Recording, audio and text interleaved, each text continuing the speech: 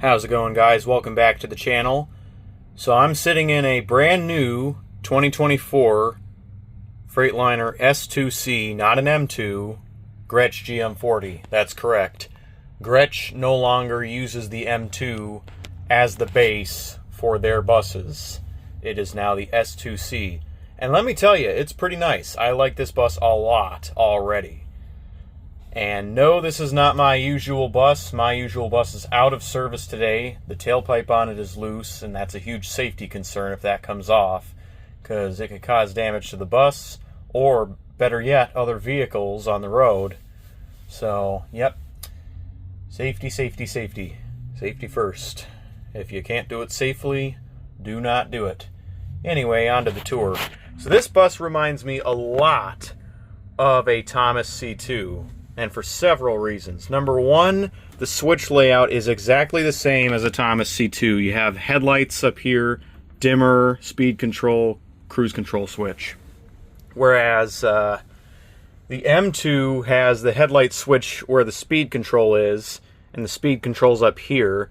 The dimmer is down here, and the cruise control toggle switch is actually where the dimmer is in this bus. So, a little bit different layout, but it's exactly the same as a Thomas C2. Another thing that's exactly the same is this gauge cluster. There's no transmission temperature gauge. That is an option that you can get. It has a parking brake interlock, and as you can see, this bus does not have a park position. So you only have reverse, neutral, drive, 3, 2, and L. So you have to put this one in neutral and pull the parking brake manually. And this is exactly what I was talking about in one of my previous videos. You know, don't get too comfortable with the PB option, because if you do, and you jump in this bus, which does not have it, you're probably going to forget. Now, that's why I always like to put the parking brake on manually and have the transmission in neutral. So I'm not worried about myself, I'm worried about other drivers. But here's something interesting. The headlights, if you leave them on and you turn the key off, there's an alarm that sounds exactly like a Thomas C2. Now, what's interesting about this bus is, unlike older Grech GM40s that I've driven, this bus does not have a Jake brake.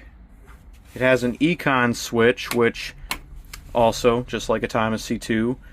Now here's where this bus gets interesting. This is an electronic toggle to dump the suspension. Now, this bus has some sort of issue with it, or I haven't quite figured it out, because every time I put it down, it just seems to want to come right back up. So I'm not sure why that's the case. Also, if you turn the key off while it's down, it raises back up. I kind of think that's a little counterintuitive, making that an electronic switch, because sometimes you want your suspension down with the key off. Anyway, this bus does not have a kill switch anywhere. Either that or I haven't found it. Probably the former, though. So yeah, let's go ahead and start it up.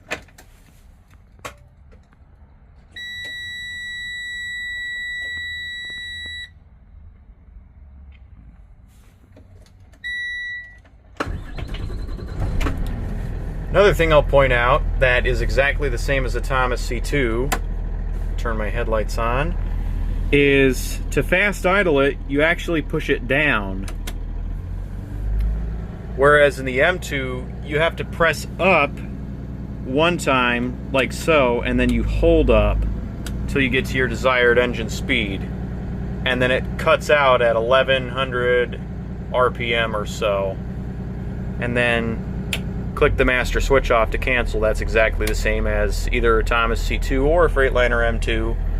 But yeah, it's a different switch. So this one goes all the way up. It doesn't stop in the middle like it does in the M2. Let's get that fast idle going again. This has one fuel tank. The M2 has two fuel tanks, and they're in the front. See, normally you'd have a door right here you'd unlock, and then you have access to your fuel tanks on either side. But this one only has one fuel tank, and it's in the rear of the bus, just like a Thomas C2. Pretty cool. It's very quiet in here, very comfortable. But yeah, so here's the parking brake. Now if I push this in with no foot on the brake, it's just going to keep hissing. It's not going to release the brakes. And if you're wondering about what Samsara is, it's the app we use for our logging, pre-trips, post-trips, so we get to tell our supervisors what we're doing. So for example, I'm waiting for my group, I could say I'm loading, unloading. If you start driving over 5 miles an hour, it'll automatically switch to driving. But you'll always want to make sure that you set your Samsara to whatever matches best with what you're doing. So for instance, waiting for the group. But anyway, back to the parking brake. So in this one, this is something that I'm not used to, because I'm used to just pressing the parking brake in before I apply my service brake, just in case there's no anti-compound valve. I mean, this bus obviously has one because it has a parking brake interlock and you can't get it off without stepping on the brake. So we're going to put foot on the brake and push the parking brake in. So now it's off. And on that note, you can't put the transmission into gear without pressing on the brake. Exact same thing as an Atomis C2. Whereas in the Freightliner M2s, you could put it into gear without pressing on the brake, so long as it's not fast idling. The only time that range inhibitor kicks on is if it's fast idling. But in this bus, it'll engage if your foot's not on the brake. But yeah, if I were building these buses, I would make it so that there is a park position, not PB, one that actually incorporates a parking pawl, so that way it's a double security. You put it in park, pull your parking brake, that way in case your parking brake is having issues holding, you have a parking pawl that will hold the bus if the parking brake completely and utterly fails. Alright, let's take a look throughout the inside of the bus. I gotta turn my paperwork over. I don't want to reveal any company information. As you can see, it's your typical Grech GM40 interior, very luxurious. Seatbelts all the way down on every passenger seat. Emergency exit roof hatch. Now watch this. There's no alarm that comes on when I open this, but there is a pilot light that comes on at the upper panel here. The exit light turns on. Back to this in a bit. We're going to go back and close that emergency exit.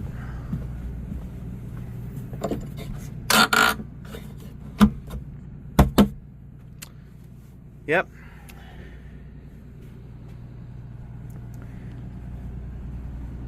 We also do have HVAC units. This is the rear one. We also do have one in midship. So instead of wood on the armrests and grab handles, we have carbon fiber. That's new for 2024. So there's the midship unit for the HVAC. Unfortunately, the AC on this bus does not blow cold. It's kind of crazy since this is a 2024, but it will get fixed. I am going to write that up. That's the only problem with this bus right now. But other than that, it's been a very good bus so far. I like it a lot. We have our emergency triangles, fire extinguisher in the event the bus starts going up in flames, although the first thing I would do if the bus started going up in flames is evacuate the bus, but just like with a ship, the captain goes down with it. So I'm the last one off the bus in an emergency like that, because I have to think for my passengers first. Passenger seat right here. It does not have an adjuster on it, so this one is not an air suspension seat, but the driver one is. Alright. Does have TV screens, but I haven't figured out how to work those. It does have speakers all the way down. Very cool. And it does have TV screens, so you can watch stuff, but again, I'm not sure quite how to work that. Alright. So you have your DPF regen, traction control, so you click it once, and then that wheel spin light flashes as long as it's on. Click it again for normal. So that turns traction control off, and then you turn it back on by pressing again. We have our window controls. They both work. And there's no switch on the passenger door. That's something I just now noticed.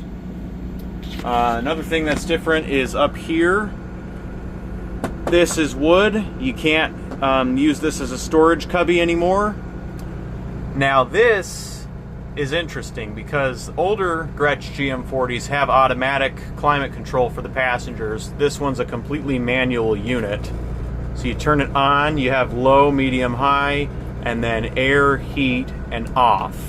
And then your temp control, which I always have at 68. Reading light pilot switch, interior lights, and auxiliary lighting. I'll show you those individually. So there's the interior, auxiliary, which also lights up the blue lights on the side. Okay, these lights aren't working, but these ones do. So you have red, low light interior illumination. So that way you don't blind yourself if you're needing to see stuff late at night, for instance. Here's something else new. There's no spec sheet on the driver visor. Let's see if there's one on the passenger one. Oh, I gotta reset that. Okay. Interesting. Yep, nothing. Oh well. Made in South Carolina, just like Thomas C2s. But yeah, let's do an air brake test. Shut my headlights off, put it in low idle, shut her down.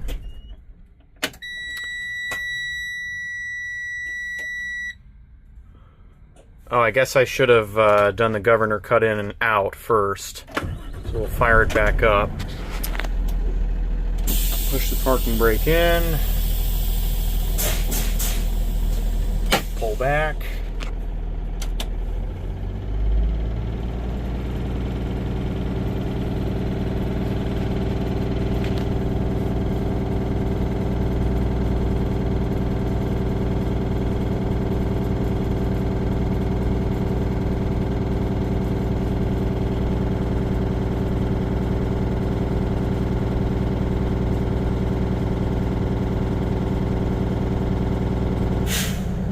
Alright, so now we'll go ahead and turn it back off. Key on, engine off. Just press the service brake just enough to release the parking brake. Okay, parking brake's off. We're going to time this for 1 minute and wait for the gauges to stabilize first. Alright, 1, 2, 3. Actually, I won't do the counting.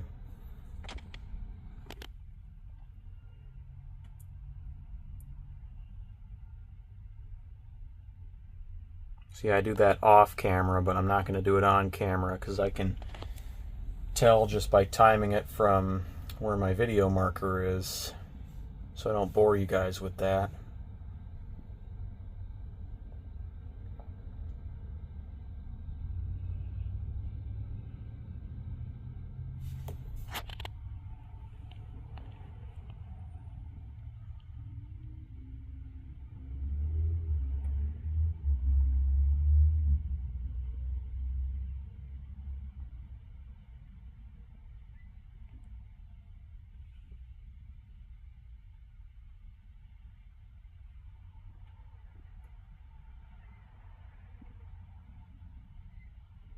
Alright, that's been 1 minute. So now I've stepped on the service brake, and I'm going to hold it for 1 minute. Make sure we don't lose more than 3 psi in a minute. As always, you don't want to lose more than 2 psi with your static air loss test, which is parking brake in without your foot on the service brake. Alright, 1 minute starting now.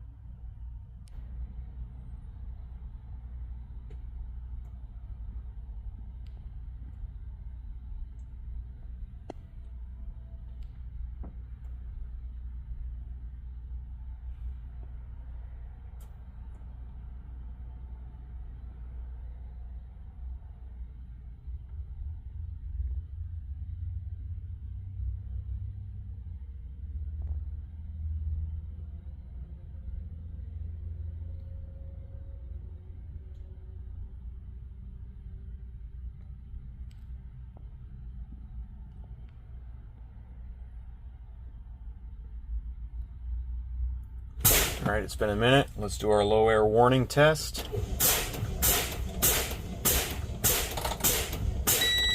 There it is. Emergency pop out. There it is.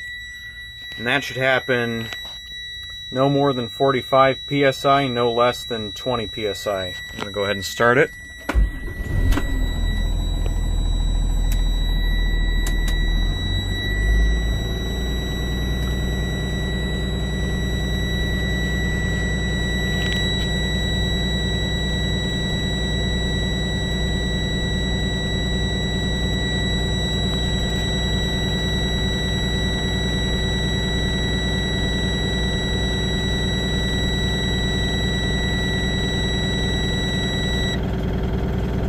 Took a while for that buzzer to go out. I'm not sure why.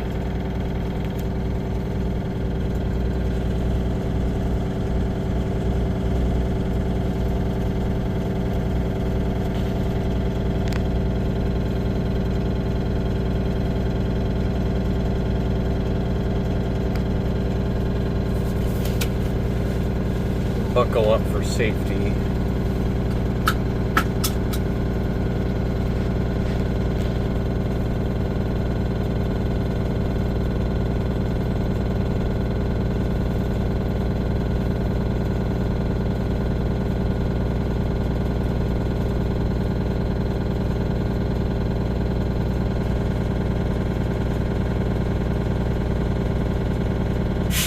Alright, so now it's charged back up.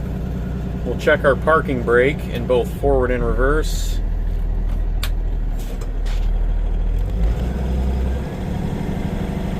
Bus is not moving. Go reverse.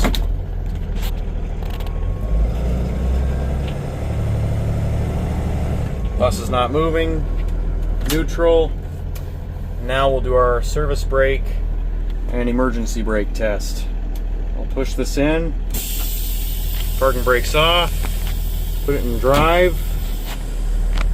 Pull forward at no more than 5 miles an hour. Stop 2 times with the service brake and 1 time with the parking brake.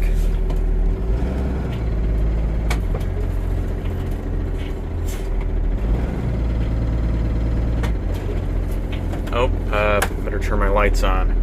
Yep, lights on for safety. Alright, emergency stop test here.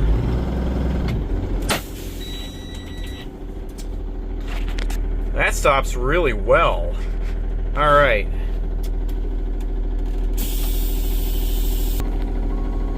So I just got done backing it up, back to where I was.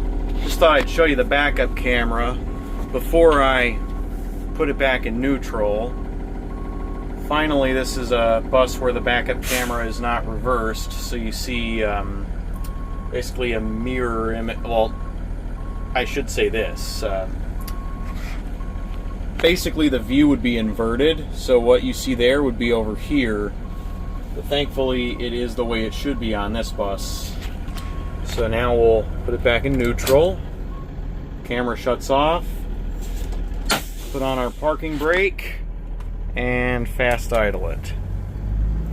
It also does have a cool little wrapping around the steering wheel, a little perforation. Very cool. You have your mirror control right there, driver and passenger. You can only adjust the top two. You can't adjust the bottom two. Those are manual. Only 22,000 miles. Very cool. Yep, it's a very nice bus, but if I were the one speccing it, it would have automatic climate control, just like our older ones. It would have a kill switch, and it would have a park position on the shifter. Either that, or it would have a push button like an Allison 3000 transmission shifter. Either one of those I'm fine with, but yeah, the park would just be really a double security, either in case your parking brake fails, or it'd be useful even during your pre-trip, so that way you can have it in park and the bus won't move if it's not like a completely flat surface you're doing your pre-trip on, because I do sometimes have the bus rolling a bit when I'm doing my pre-trip, because the bus has to be in neutral for that. Even on the buses with PB, you have to have it in neutral for the air brake test. So that's another reason why I like park better, because it's a double security and you can do your pre-trip in park. You don't have to shift it into neutral, unless you want to, but you really don't have to. Alright. I'm not quite sure what else to show you. Oh yeah, the door. I'm going to open up the door.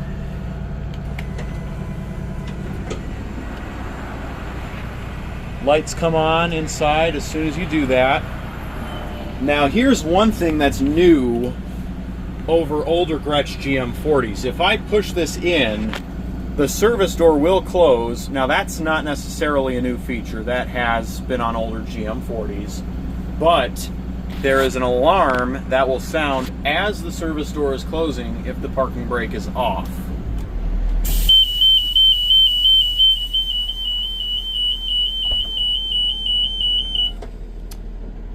That's some pretty top-notch technology there.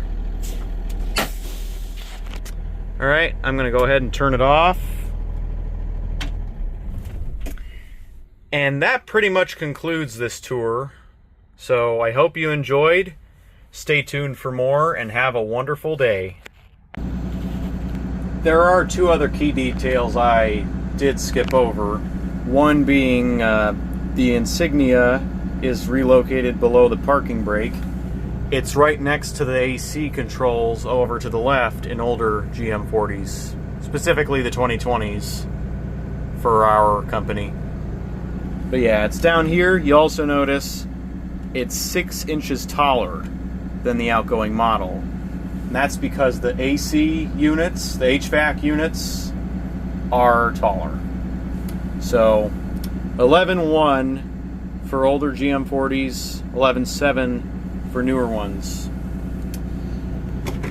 I'm going to go outside. I'm going to show you the headlights. This is the only bus we have that has these. As you can see, it's an S2C. It is not an M2. That's right. We got LEDs. Yeah, we got full LED exterior illumination.